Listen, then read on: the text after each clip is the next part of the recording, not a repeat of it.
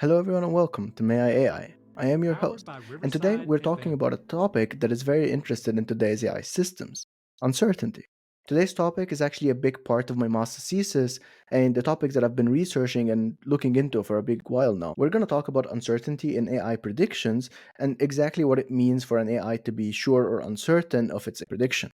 So let's jump right in. In this episode, we talked about how bad it would be for AI models to be non explainable. Basically, how hard it is to figure out what a model means by not being able to explain its answers. But explainability isn't the only thing researchers have been looking at when it comes to neural networks. To somehow get an idea of model, let's say, correctness, researchers have also been looking at its uncertainty as a way to measure how sure the model is when it comes to making its own inference. The idea is simple. If we were able to look at the model's prediction and find out that it was uncertain, say in a disease diagnosis system, the AI model answer was very unsure, so we were able to delegate the answer to, let's say, a more efficient doctor. In other words, if the AI model was unsure, we are able to detect that the AI model should probably not be the system handling whatever problem that is. The extra idea is that if we could figure out what kind of inputs or what kind of data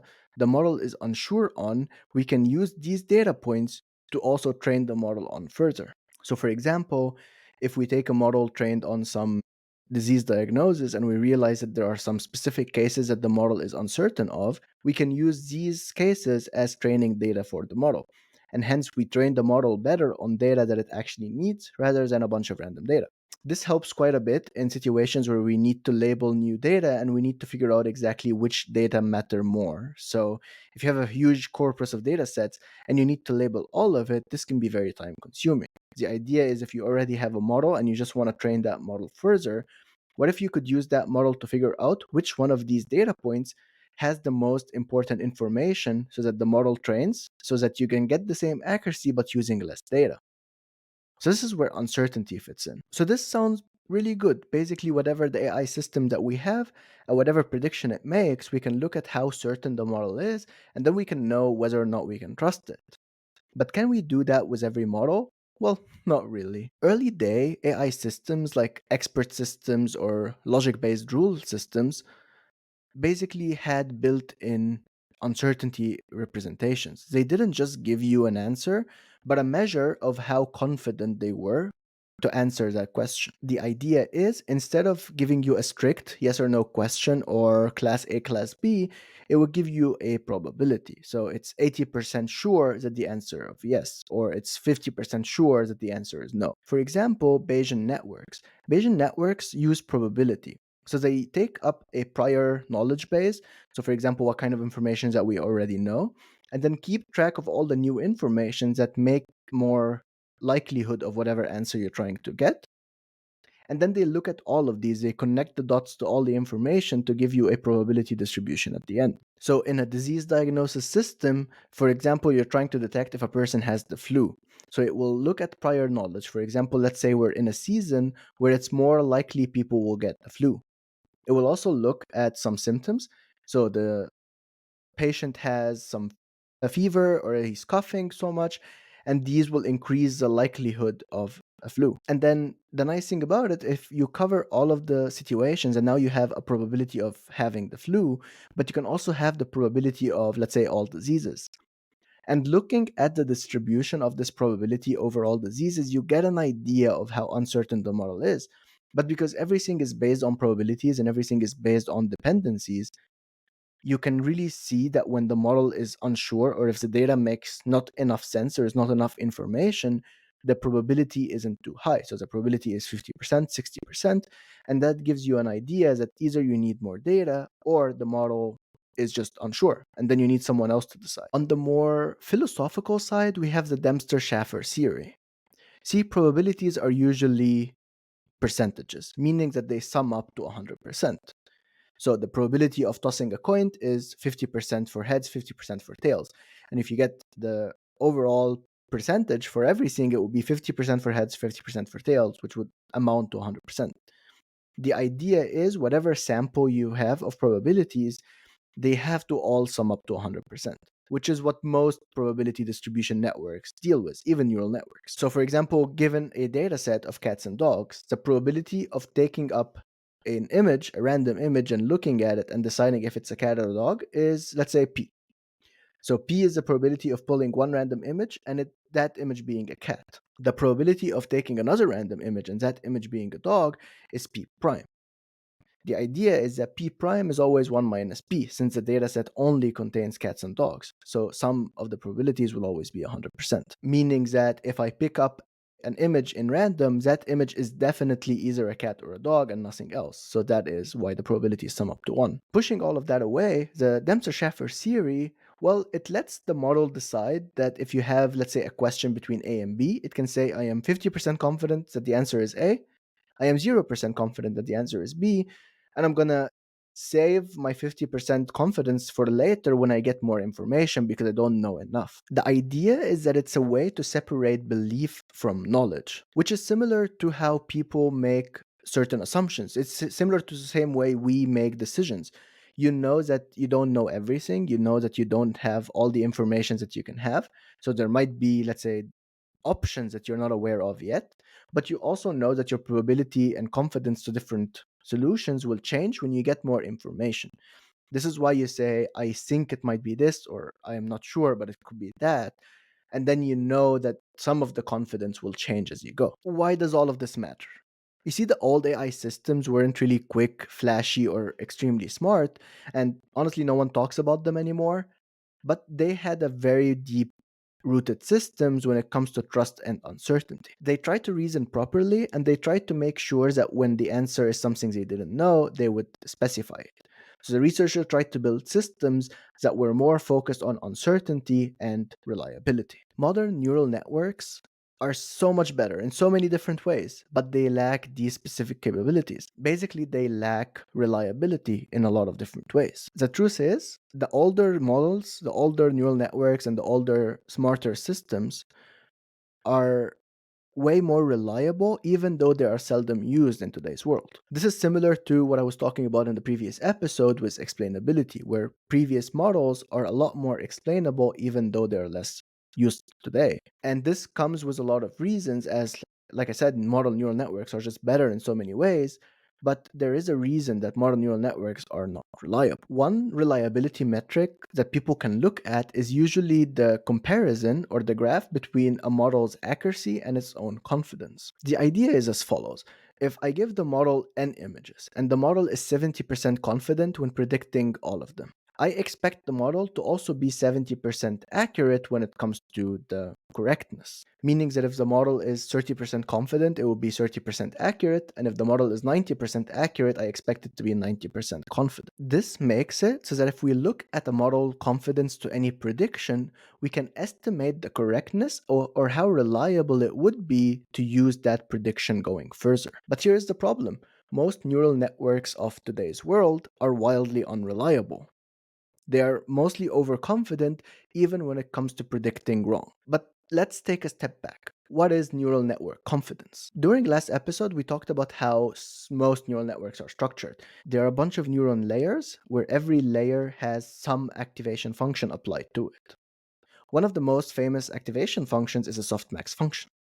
Softmax functions are often applied to the output layer when it comes to classification problems.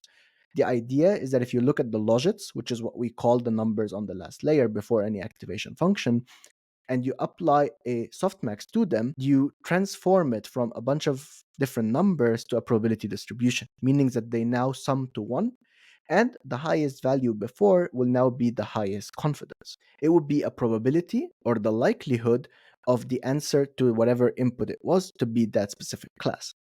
So if you have an image of cats and dogs and you're trying to classify them, you will often have two neurons, one neuron for cats and one neuron for dog. One of them will have the probability of the input image being a cat, and the other one will have the probability of that input image being a dog. So given an image, the probability will tell you, or the softmax output will tell you, what is the likelihood of that image being either of the two classes. And in this case, because we know that it's only cats and dogs, the model only is able to classify between the two. So during training, we will create the dataset. The labels will be 0% cat, 100% dog for a dog image, and the other way around for a cat image. So here's the problem. Let's assume that the model is now trained and we give it an image of a pizza. Now, the AI model only knows cats and dogs. It only knows when an image given to it is a cat, and it only knows when an image given to it is a dog. Seeing a picture of a pizza that is what we call out of distribution, we expect the model probability to be far away from both classes. Since it's neither a cat and neither a dog, we expect it to be somewhere in the middle. So it's 50% the cat, 50% the dog, because we are just not sure. And that will be a way for us to look at the data and be able to say the model is uncertain, because the probabilities are flattened across all classes. But what usually happens is that models are overly confident, meaning that it will classify it with a very high accuracy, let's say 80%, 90%, to one of the two classes. This is because model neural networks, when they're trained, are forced to be overconfident. Because the label is often pushed to 0 and 1, the model is often trained to be overly confident when it comes to data points that they know. This pushes the model to make it always produce very high confidence values, artificially false confidence. When that happens, we usually call the neural network poorly calibrated, meaning that it's not reliable to use the confidence as a metric for accuracy. This also makes it so that estimating the uncertainty of the model is quite hard. It basically makes it hard for us, without looking at the internal activations of neurons, to know if the model is looking at a new image or not. We have no idea of if the model is looking at something, they have no idea what it is. Now, of course, if we know what the input is and we see that the output is overly confident, we can know that the model is doing something wrong. But in most automated systems, this is very hard to detect. There was a paper published in 2017 titled On Calibration of Modern Neural Networks that talks about this exact phenomenon. It compared a very basic CNN of 5 layers called Linnet to a more complex 110 layer called ResNet.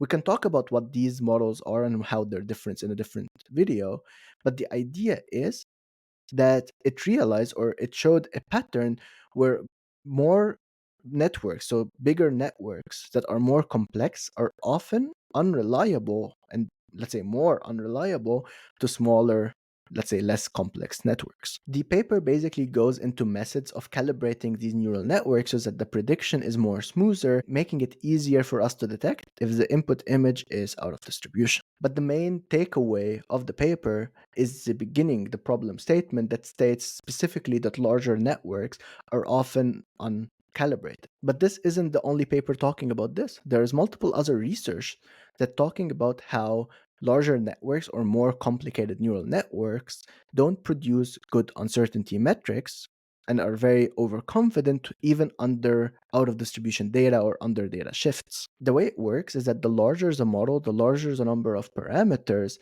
models have a higher chance of overfitting, meaning that they have a higher chance of memorizing their input data. This makes it hard for the model to rely on uncertainty signals that are available in the data. So it makes it very hard for the model to detect when something is out of the distribution of what it's already learned. The reason this happens is usually because of overparameterization or softmax saturation. It's basically when the logits of the models are extreme values that are very high that causes the softmax scores to be artificially confident. You can see how this follows a certain pattern. The bigger the models, the bigger the number of parameters, the more unreliable they are. And you can see how large language models can fit into that exact criteria.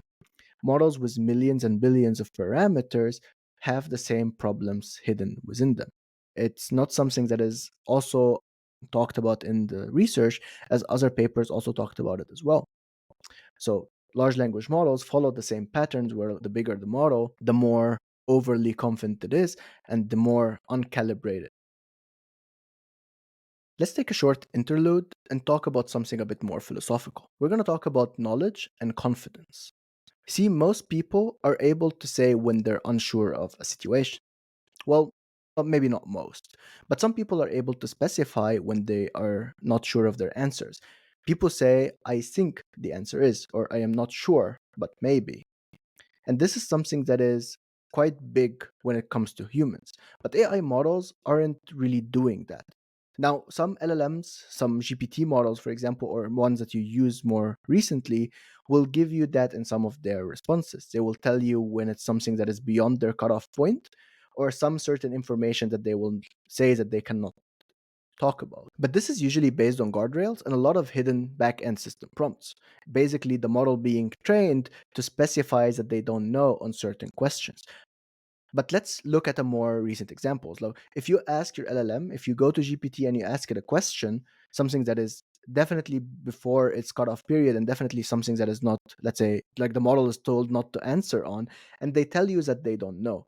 How would you feel about using that AI model? Basically, what does it mean for an AI model to say it doesn't know? Is uncertainty in that case a sign of humility or humanity, or is it failure for that AI system? People often project human like traits like wisdom for confident sounding machines. But every AI model is unaware of its own uncertainty. But AI models don't know what they don't know. They only know the stuff that they were trained on. It's like the same problem with the cats and dogs and then getting an image of the pizza. The model doesn't even know what a pizza is. It only knows what cats are and what dogs are. It knows that there are certain features that when it sees them, the answer is cat, and a certain features when they see them, the image is dog. And large language models are the same. They know that there are a bunch of features in text that respond in a certain way, and they keep going with that pattern, which makes us riskly understand its fluency and confidence for expertise when it's not. As we build smarter machines and as smarter machines keep flooding the world around us, you have to remember that the idea is not to build a model that is able to answer every question confidently. It's to build a machine that is able to tell when the answer it's giving is uncertain. It's about building a model that knows when it doesn't know. Confidence is cheap, especially when it comes to AI models. As much as I'd love to talk more about this topic, this will be all the talking I do in today's episode. I will definitely come back to this topic. There is a lot more that we can talk about when it comes to explaining what uncertainty is and how it works. But for now, I hope this gave you an idea to why AI models you deal with might be overly confident even when they're wrong. And I just hope this was interesting for you. If it was, remember to share it around, send it to someone else that might be interested, and subscribe so you can see more videos about that later. Until then, I'll see you in the next episode.